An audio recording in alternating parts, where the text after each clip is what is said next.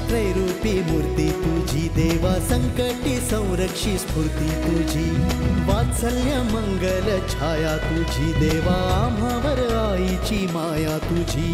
विश्वाचा करता तू, दुःखाचा हरता तू, सृष्टीचा अवघ्या तू पालनहार, आश्रयदाता तू, भीतांचा भ्राता तू, ये रे देवा लाव नौका तू पार। ओम श्री गुरुदेव दत्त स्वामी, ओम श्री गुरुदेव दत्त, ओम श्री गुरुदेव दत्त स्वामी, ओम श्री गुरुदेव दत्त, ओम श्री गुरुदेव दत्त।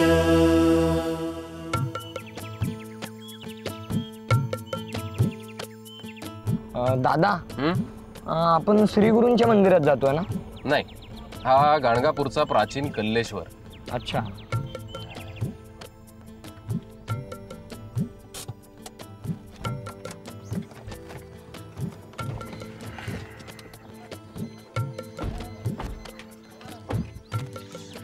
अच्छा, म्हणजे ज्यामुळे गाणगापूर पूर्वी प्रसिद्ध होते ते हे मंदिर? हो, हेच ते मंदिर। तुम्हाला माहितीये, श्री गुरु आधी इथेच यायचे, मग नंतर ते तिकडे मठात राहायला गेले, आणि मग इथली गावची वस्ती ही तिकडेच गेली। म्हणजे तुला असं म्हणायचं आहे की कल्लेश्वरपेक्षा श्री गुरूंचं महत्त्व मोठं, आणि प्राचीन अशा कल्लेश्वरला सोडून लोक श्री गुरूंच्या मागे गेले।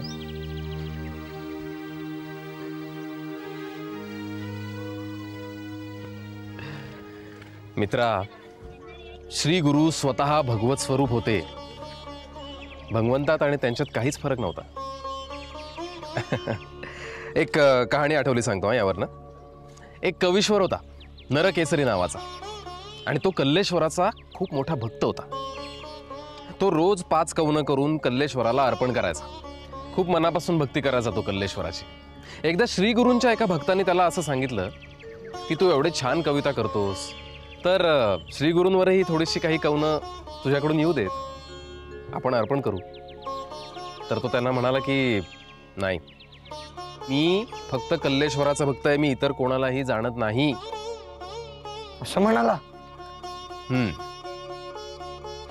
मग एकदा नित्यपूजेसाठी तो कल्लेश्वराच्या मंदिरात गेलेला, पूजा वगैरे केली, आणि त्याला तिथे झोप लागली।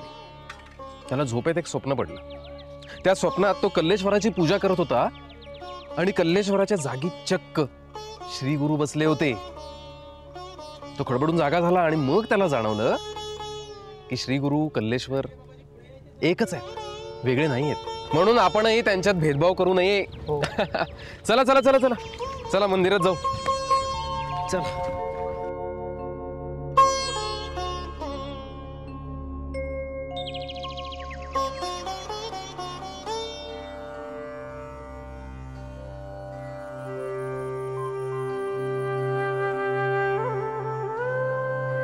हर हर महादेव, हर हर महादेव।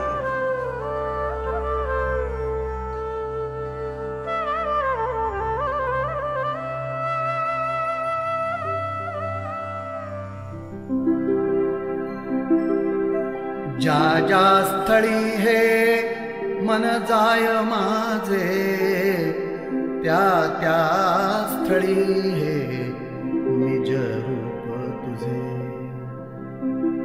मी ठेवितो मस्तक ज्या ठिकाणी, तेथे तुझे सद्गुरु पाय दोन्ही। अवधूत चिंतन श्री गुरुदेव दत्त।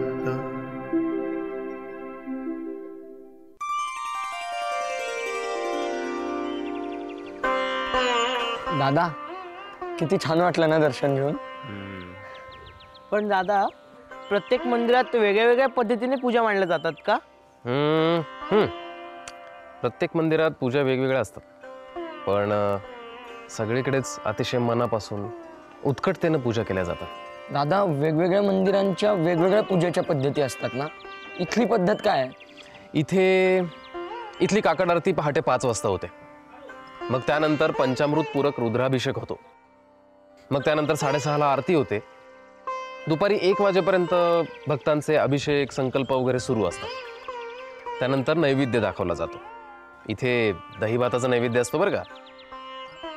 आणि हे मुक्तिस्थान असल्यामुळं इथे कावळ्यांनाही नैवेद्य दाखवायची प्रथा आहे. कावळ्यांना? हो. मग त्यानंतर दिवसभर मंदिर खुलं असतं भक्तांसाठी.